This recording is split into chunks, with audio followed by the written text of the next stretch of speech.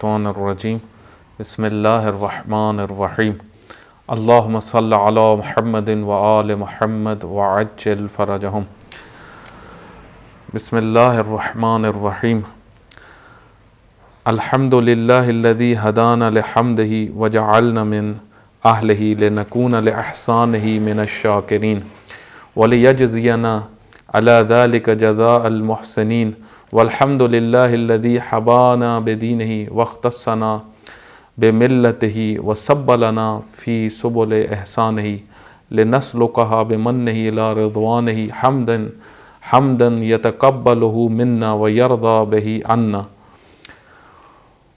والحمد للہ الذی جعل من تلک السبل شہرہ شہر رمضان شہر الصیام شہر الاسلام وشہر الطہور وشہر التمحیص وشہر القیام الذی انزل فیہ القرآن ھدی للناس وبینات من الہدی والفرقان اللہم صلی علی محمد وآل محمد وعجل فرجہم۔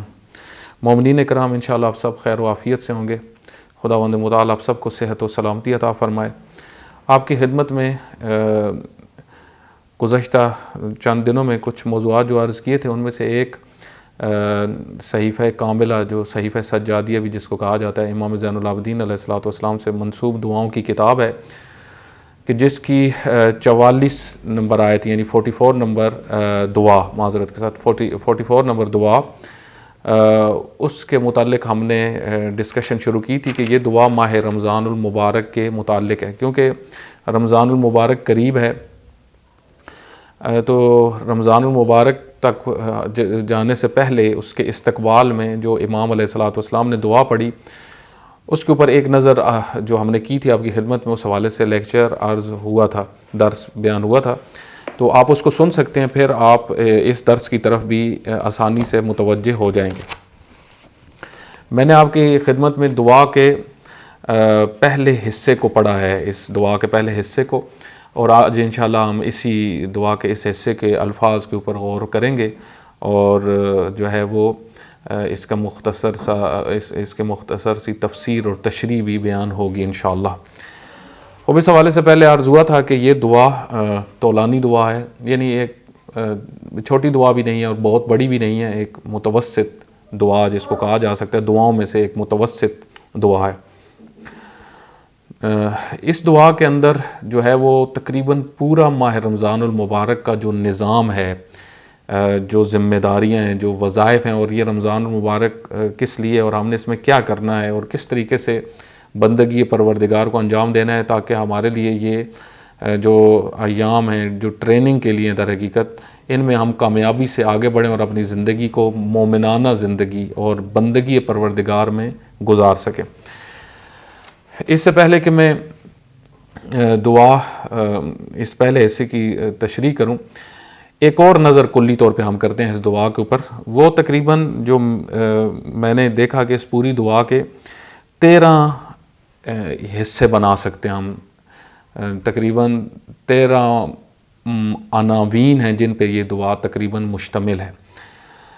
بعض محققین نے اس کے اوپر بہت خوبصورت تبصرے کیے، انشاءاللہ وہ بھی عرض ہوگا۔ سب سے پہلا اس حصہ جو اس دعا کا ہے، جس کے اوپر آج ہم ڈسکشن کریں گے، پہلے اور دوسرے 2 حصوں پہ ڈسکشن کریں گے۔ پہلا حصہ جو ہے وہ حمد پروردگار پہ مشتمل ہے، اس میں حمد پروردگار ہے۔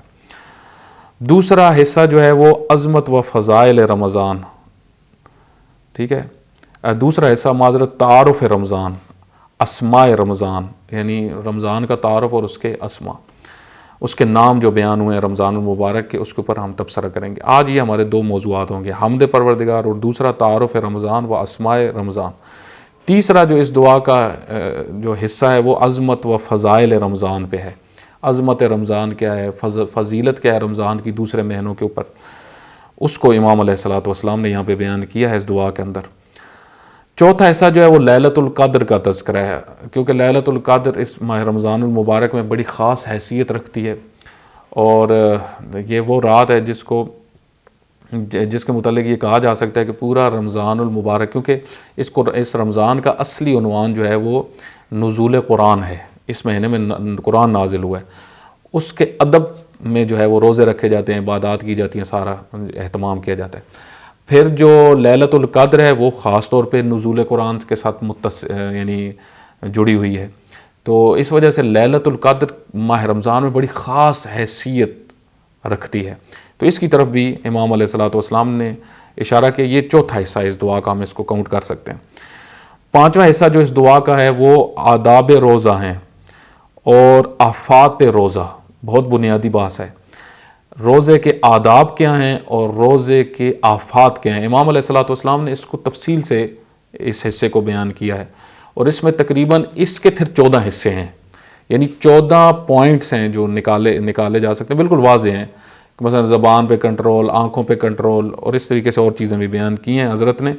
اس کو آداب روزہ بھی آ جاتے ہیں، مثلا خود ریاکاری نہ کرنا، باطنی لحاظ سے روزے کا خیال رکھنا، ظاہری لحاظ سے خیال رکھنا، یہ آداب میں آ جائے گا۔ اور آفات یعنی وہ چیزیں جو روزے کے لیے نقصان دہ ہیں، جو روزے کے لیے آفت ہیں، جس سے روزہ ضائع ہو سکتا ہے، یہ امام علیہ الصلوۃ والسلام نے بیان کیا۔ چھٹا حصہ جو اس کا نماز کی اہمیت کے اوپر ہے، حضرت نے نماز کو اول وقت پہ ادا کرنا ماہ رمضان المبارک میں خصوصاً، ٹھیک ہے، اس کے لیے اہتمام کرنا، اور پھر خود نماز کی عظمت کیا ہے، نماز کی حیثیت کیا ہے، اس کو امام زین العابدین علیہ الصلوۃ والسلام نے بیان کیا۔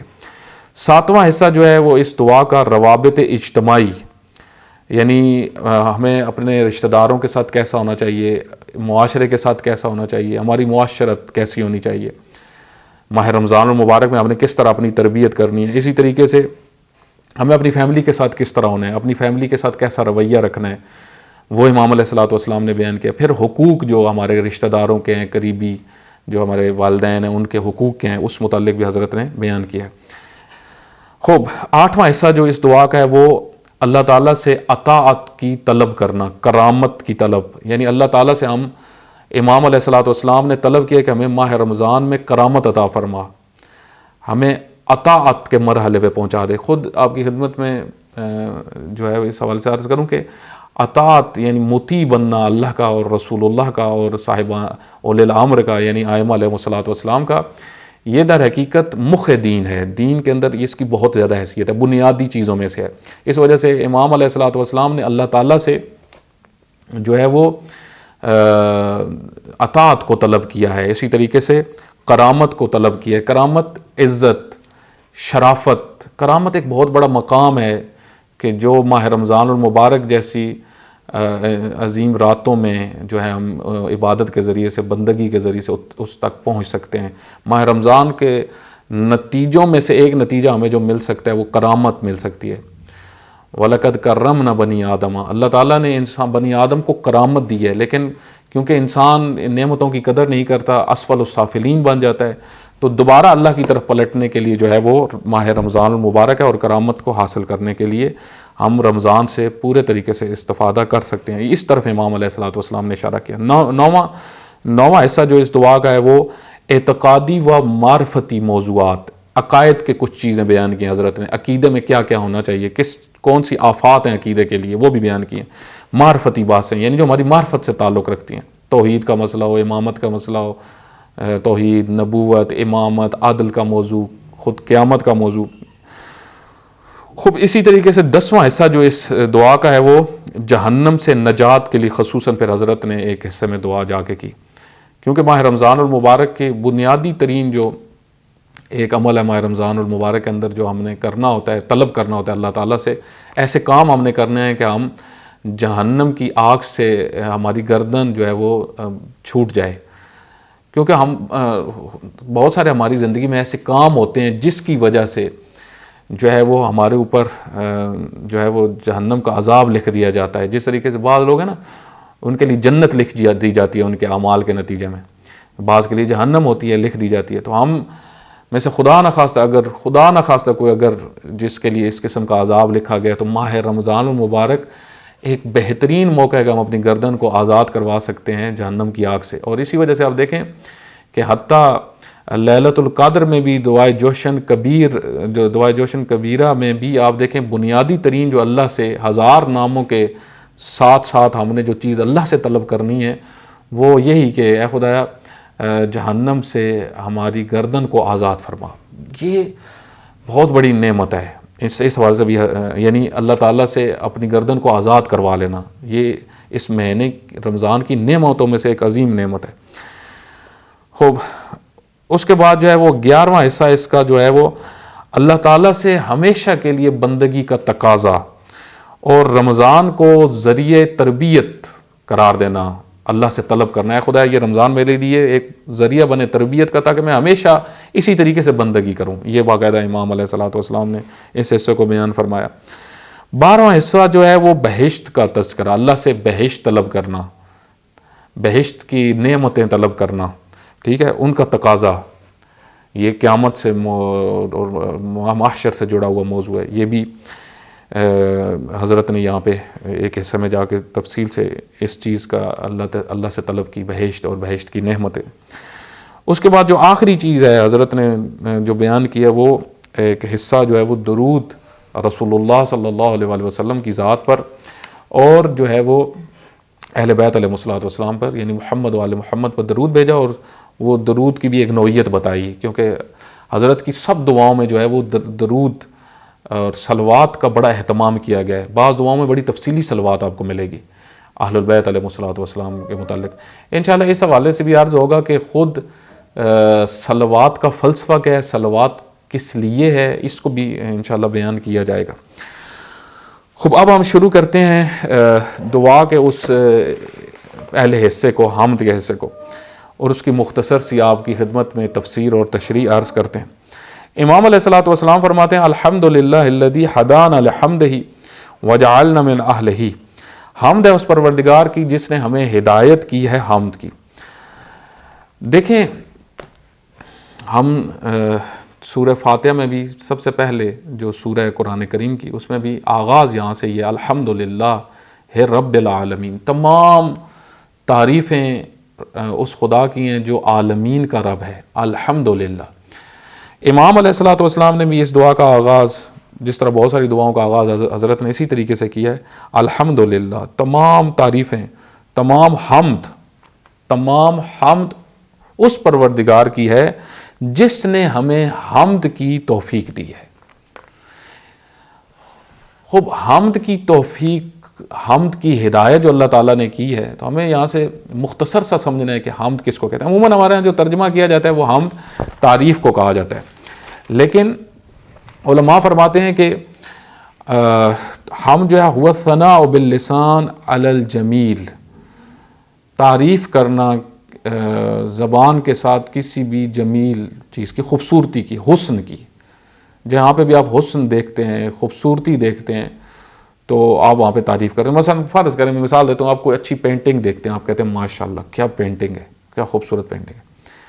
اسی طریقے سے آپ کوئی اور ہنر، کسی کا کوئی ہنر، خوبصورت ہنر دیکھتے ہیں، ٹھیک ہے، کسی نے فرض کریں کہ ایک خوبصورت لباس پہنا ہوا ہے، ایک جو ہے وہ یعنی خوبصورت طریقے سے کسی کی پرسنالٹی ہے، شخصیت ہے، تو آپ کہتے ہیں ماشاءاللہ کتنی خوبصورت پرسنالٹی ہے۔ کسی کا اخلاق آپ اچھا دیکھتے ہیں، آپ کہتے ہیں ماشاءاللہ کتنا اچھا اخلاق ہے، ٹھیک ہے۔ تو یہ جو ہم تعریفیں کرتے ہیں، یہ کسی حسن کو یعنی کسی خوبصورتی کو ہم دیکھتے ہیں، حسن یعنی خوبصورتی، کسی فعل حسن کو دیکھتے ہیں تو ہم تعریف کرتے ہیں۔ انسان جو ہے وہ حسن کو پسند کرتا ہے، انسان کے اندر جو ہے وہ فطرتاً حسن کی تعریف کا جو ہے وہ جوہر رکھا گیا، وہ حسن کی تعریف کرتا ہے، چاہے حسن جس بھی کنڈیشن میں ہو، ٹھیک ہے۔ حسن کا تعلق صرف شکل و صورت سے نہیں ہوتا، ہمارے ہاں جو کلچر ہے اس میں یہ سمجھا جاتا ہے کہ حسن صرف شکل و صورت سے تعلق۔ عربی میں حسن یعنی حسین جو کہا جاتا ہے، وہ مثلا فرض کریں کہ ایک منظر ہے، حسین منظر، جس طرح ہم اردو میں بھی تعبیر کرتے ہیں۔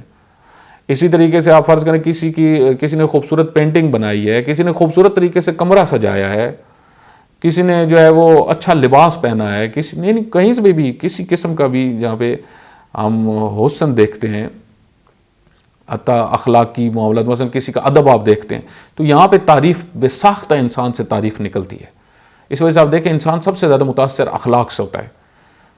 شکل سے بہت سارے لوگ جو ہیں وہ ممکن ہے بعض اوقات اچھے ہوں، ایک دفعہ ہمیں اچھے لگیں لیکن بعد میں برے لگیں، لیکن اخلاق سب سے زیادہ متاثر کرتا ہے۔ اسی وجہ سے حسن ظاہری سے زیادہ حسن باطنی متاثر کن ہوتا ہے، متاثر کرتا ہے انسان کو۔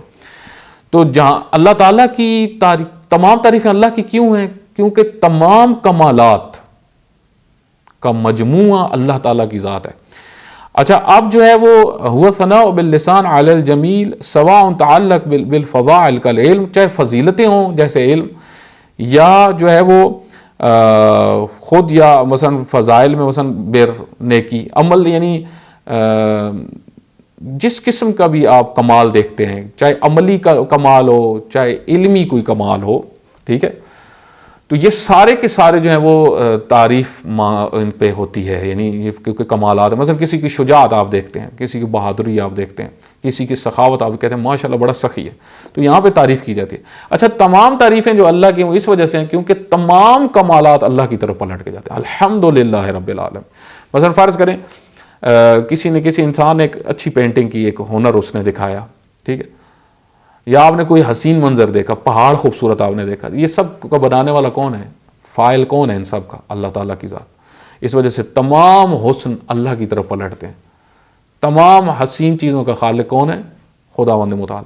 اچھا، یہاں پہ میں یہ بھی چیز آپ کی خدمت میں عرض کر دوں کہ بعض اوقات ہم ایک چیز کو حسین نہیں سمجھ رہے ہوتے، لیکن ہو سکتا ہے وہ خود اور وہ ایسا ہی ہے، یعنی یہ ہم بعض اوقات حسن اور کو ڈیفائن کرتے ہیں۔ اللہ کے نزدیک جو بھی چیز اللہ نے خلق کی ہے وہ حسین ہے، اس اپنی جہت سے وہ حسین ہے۔ اس وجہ سے تمام کمالات پہ اللہ کی حمد و ثنا ہے۔ اچھا، اب امام علیہ الصلوۃ والسلام یہاں پہ جو جملہ ارشاد فرما رہے ہیں کہ اے خدایا تیری حمد ہے، کس چیز پہ تو نے ہمیں حمد کی ہدایت کی؟ یعنی اے خدایا ہم تیری حمد کر رہے ہیں، تیری تعریفیں جو کر رہے ہیں، تیری عظمت کو جو بیان کر رہے ہیں، تیرے مقامات کو جو بیان کر رہے ہیں، تیری حمد و ثنا جو کر رہے ہیں، یہ بھی ہدایت ہے۔ دیکھیں، ہدایت رہنمائی کو کہتے ہیں، ٹھیک ہے۔ قرآن کریم کتاب ہدایت ہے، انبیاء علیہ الصلوۃ والسلام ہدایت کے لیے آئے، رہنمائی کے لیے، ٹھیک ہے، راہ دکھانا۔ تو حمد کی راہ اللہ نے ہمیں دکھائی ہے نا، اس وجہ سے اللہ کی حمد پہ حمد ہے۔ وَجَعَلْنَا مِنْ أَهْلِهِ، اور اے خدایا آپ نے ہمیں اہل حمد میں قرار دیا ہے۔ اہل حمد یعنی ہم تیری حمد کرنے والے ہیں، اس پہ بھی حمد ہے۔ دیکھیں، بہت سارے لوگ جو ہے نا وہ تعریفیں کرتے رہتے ہیں، مثلا کوئی اپنا محسن ہو، ان پہ کسی نے احسان کیا، اس کی تعریفیں کرتے ہیں، ٹھیک ہے۔ اسی طریقے سے کوئی بھی مثلا کسی اچھی چیز کو، خوبصورت پہاڑ کو دیکھتا ہے، تعریفیں کرتا ہے۔ بہت سارے لوگ اس طرح کرتے ہیں۔ آج مادیت کے دور میں آپ دیکھیں جہاں پہ معاشروں کے اندر ہمیں بہت سارے غیر اسلامی معاشروں میں یہ چیز بہت نظر آئے گی۔ مثلا بہت ساری چیزیں دیکھیں گے، فرض کریں کہ سیارہ ایک کشف ہوا تو اس کو دیکھ کے کہیں گے کیا خوبصورت، کیا منظر ہے، کیا سیارہ ہے، ٹھیک ہے۔ اسی طریقے سے مثلا بلندیوں پہ فضاؤں میں جا کر وہ نظارے کرنے ہستی کے، یا مثلا جنگلوں میں بعض لوگ جو مثلا غیر دینی لوگ جو جنگلوں میں جا کے حیوانات خوبصورت دیکھتے ہیں، تعریفیں ان کی کرتے ہیں ان چیزوں کی، تو اس خالق کی تعریف نہیں کر رہے ہوتے جس نے سب کچھ بنایا۔ کیوں؟ کیونکہ ان کے اندر کچھ کمی ہے جس کی وجہ سے اللہ نے ان کو اپنی حمد کی توفیق نہیں دی۔ ان کے اندر وہ شعور نہیں ہے، حالانکہ یہ جو تعریف کر رہے ہیں کسی بھی چیز کی، ان کی فطرت کے اندر یہ چھپا ہوا ہے کہ یہ ان سب چیزوں کا خالق خدا ہے۔ اس وجہ سے سب سے زیادہ حمد کس کی کرنی چاہیے تھی؟ اللہ کی۔ لیکن ایک بڑی تعداد کو یہ ہدایت نصیب نہیں ہوئی۔ کیوں نہیں ہوئی؟ کچھ کاموں کی وجہ سے، کچھ وجوہات کی وجہ سے، جس طرح کفار حمد پروردگار نہیں کرتے،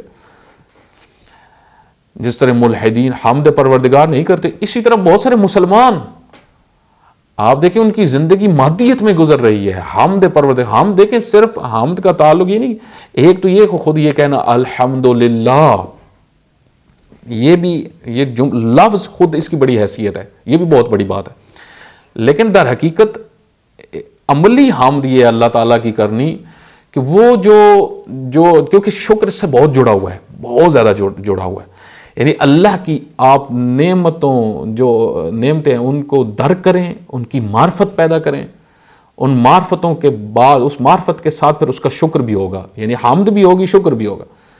ایک چیز کو درک آپ نے کیا، ایک نعمت کو درک کیا، مثلا کسی کے پاس علم ہے، ٹھیک ہے، جب اس علم کی اس کو عظمت کو پتہ چلے اور پھر یہ کہ یہ اللہ تعالیٰ نے اس کو عطا کیا ہے، تو اب یہاں پہ جو تعریف کی ہو جائے گی، اس حمد میں بڑا فرق ہے۔ صرف الحمدللہ کہنے میں اور اس حمد میں بڑا فرق ہے کہ جب علم کی قدر ہو انسان کو. اس وجہ سے جو ہے وہ جتنی معرفت بڑھتی ہے اتنی حمد پروردگار زیادہ گہری ہوتی ہے, معرفت ہوتی ہے. ٹھیک ہے, پھر ایک الحمدللہ بہت اثر کرتا ہے, بہت زیادہ اثر کرتا ہے. وَجَعَلْنَا مِنْ أَهْلِهِ لِنَكُونَ لِإِحْسَانِهِ مِنَ الشَّاكِرِينَ. کیوں اللہ تعالیٰ نے ہمیں یہ ہدایت کی, خود اس نے یہ نعمت ہمارے لیے قرار دی, کیوں اس نے ہمیں حمد کی توفیق دی اور اہل حمد میں قرار دیا, تاکہ اس کے احسانوں کے ہم شاکر بن سکیں. کیونکہ لازم بات ہے جب اللہ نے ہمیں حمد کی توفیق دی ہے تو وہ محسن ہے, ہمارا ہم پہ احسان کرنے والا ہے. اب جب آپ پہ کوئی احسان کرے تو اس کا نتیجہ کیا ہوتا ہے؟ آپ نے اس کا شکریہ ادا کرنا ہے. ٹھیک ہے, نعمتوں کی ادائیگی جب ہوتی ہے جو بھی کرتا ہے تو وہ محسن ہوتا ہے, ایک لحاظ یعنی وہ احسان کرنے والا ہوتا ہے. انشاءاللہ اس محسن لفظ کی بھی میں تشریح بیان کرتا ہوں, اس حوالے سے بھی عرض کروں گا آگے, تاکہ ہم شکر کر سکیں. دیکھیں ایک چیز جو اللہ کے انسان کو بہت قریب کرتی ہے نا, بہت زیادہ قریب کرتی ہے, وہ یہ احسان بھی حسن سے ہی ہے. یعنی اللہ تعالیٰ نے جو ہمارے لیے ہم پہ اچھائیاں کی, احسانات کی, ہم پہ ہمارے ساتھ اچھائیاں کی. ہمیں آپ دیکھیں, ہمارے ساتھ والدین نے جو اچھا رویہ اپنایا, ہماری خدمتیں انہوں نے کی, کس کی طرف سے؟ اللہ تعالیٰ کی طرف سے. ہمارے پاس جو غذائیں ہیں, جو نعمتیں ہیں, یہ احسانات. ہمیں ہدایت ملی, ہمیں دین ملا, ہمیں آئین ملا, ہمیں قرآن جیسی عظیم کتاب ملی, ہمیں رسول اللہ صلی اللہ علیہ وآلہ وسلم جیسے عظیم رہبر اور نبی ملے جن کے ہم امتی ہیں. ہمیں اللہ تعالیٰ نے عظیم پیشوا دیے, حضرت امیر المومنین علی بن ابی طالب جیسے امام حسین علیہ الصلوۃ والسلام جیسے رہبر اور پیشوا امت اسلامیہ کو نصیب کیے. تو اس پہ جو ہے وہ یہ احسان پروردگار ہے, یہ منت ہے پروردگار کی, من کیا اللہ نے, احسان کیا, احسان خاص, من احسان خاص. لقد من اللہ علی المؤمنین, اللہ تعالیٰ نے احسان کیا مومنین پہ جو ان کے اندر سے نبی رکھا ہے ان کے لیے, تاکہ وہ ان کو ہدایت کا پیغام دے. یہ من احسان. اچھا, جب احسان آتا ہے تو اس میں شکر ہوتا ہے. اچھا, پھر شکر یعنی شکر در حقیقت وہ نعمتیں دینے والی جو ذات ہے اس کی نعمتوں کی معرفت حاصل کر کے جو اس کا شکریہ ہوتا ہے. شکر اصل میں وہی ایک تو ہے نا زبانی شکر کنڈیشن ہے, ایک عملی شکر ہے. میں خلاصہ کر رہا ہوں, عملی شکر اصل میں یہ ہوتا ہے کہ جو نعمتیں اللہ نے دی ہیں آپ ان کو اسی طریقے سے ہی استعمال کریں. یہ وہ فعل ہے, بعض علماء نے جو ڈسکس کیا کہ شکر وہ فعل ہے جس کی اساس تعظیم منعم ہے. یعنی جب آپ منعم, جس نے آپ کے اوپر احسان کیا ہے, اس کی آپ تعظیم کرتے ہیں تو یہ در حقیقت ان نعمتوں کے عوض میں یہ در حقیقت شکریہ ہوتا ہے. اچھا, یہ شکریہ لساناً بھی ہوتا ہے, اعتقاداً بھی ہوتا ہے, عملاً بھی ہوتا ہے. آپ ایک ذات کے شکر گزار رہے ہیں, اعتقاد ہے ہمارا, ٹھیک ہے, زبان سے شکراً للہ. عمل میں کیا ہے اصل جو امپورٹنٹ چیز ہے شکر عمل میں, وہ یہ کہ مثلا اللہ نے مجھے یہ زبان عطا کی, میں اس زبان کو کہاں یوز کر رہا ہوں, کیسے استعمال کر رہا ہوں. اللہ نے جو مجھے کہا ہے اس کے مطابق میں اس زبان کو استعمال کر رہا ہوں یا نہیں, میں اپنی مرضی سے اس کو استعمال کروں, غیبت میں, چغلیوں میں استعمال کروں, تو یہ ناشکری ہے. اگر میری زبان غیبت میں استعمال ہو رہی ہے, چغلیوں میں استعمال ہو رہی ہے, تو پھر ناشکری. اس وجہ سے امام زین العابدین علیہ الصلوۃ والسلام اپنی ایک اور دعا میں, دعائے مقارم اخلاق, بہت بنیادی دعا ہے, اس کے اندر فرماتے ہیں کہ اے خدایا ہمیں توفیق دے کہ ہم بجائے یہ کہ کسی کے غیبت کریں یا کسی کے متعلق سخن چینی کریں یا مثلا اور زبان سے کوئی گناہ کریں, تو اس کی جگہ ہمیں اپنی حمد کی توفیق دے. ہم تیری حمد میں وقت گزاریں, تیری تعریفوں میں وقت گزاریں, تسبیحات میں وقت گزاریں. ٹھیک ہے, تو اللہ تعالیٰ نے یہ سب کچھ اللہ نے کیا کہ ہم پھر اس کا شکریہ بھی ادا کریں, اس کے احسان کا شکریہ ادا کریں. کیوں شکریہ ادا کرنے کی اس نے ہمیں توفیق دی؟ یہ بھی اللہ کی طرف سے شکر پہ شکر, وہ ہمیں توفیق دے رہا ہے. لِيَجْزِيَنَا عَلَى ذَلِكَ جَزَاءَ الْمُحْسِنِينَ, تاکہ وہ ہمیں دے اس کام پر محسنین والی جزا. جزاء المحسنین, جزاء المحسنین, یعنی اللہ نے ہمیں حمد کی توفیق دی, پھر اہل حمد میں قرار دیا, پھر جو ہے اس نے ان احسانوں کے ذریعے سے ہمیں توفیق دی ہم اس کا شکر بجا لائیں. پھر اس شکر کے نتیجے میں اللہ ہم سے کیا چاہتا ہے کہ ہم اس کا جب شکریہ ادا کریں گے تو پھر ہمیں وہ محسنین والا اجر دے گا. دقت کریں یہاں پہ محسنین کے میں لفظ کی تھوڑی سی تشریح کرتا ہوں، لیکن اس سے پہلے اس چیز کی طرف ہمیں توجہ کرنے کی ضرورت ہے کہ یہ سب کچھ اللہ کی طرف سے ہے، کیونکہ اللہ کو عبادتوں کا کوئی فائدہ نہیں ہے.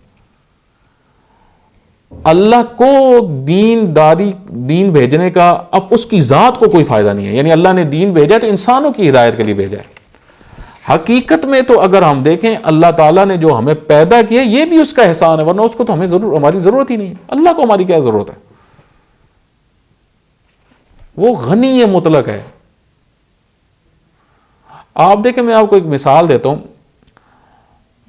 فرض کریں کہ ایک کمپنی ہے، اس میں 100 لوگ کام کرتے ہیں. اچھا اب کیا ہوا، فرض کریں حالات ایسے بن گئے کہ 50 لوگ جو ہیں وہ صرف رکھ سکتے ہیں.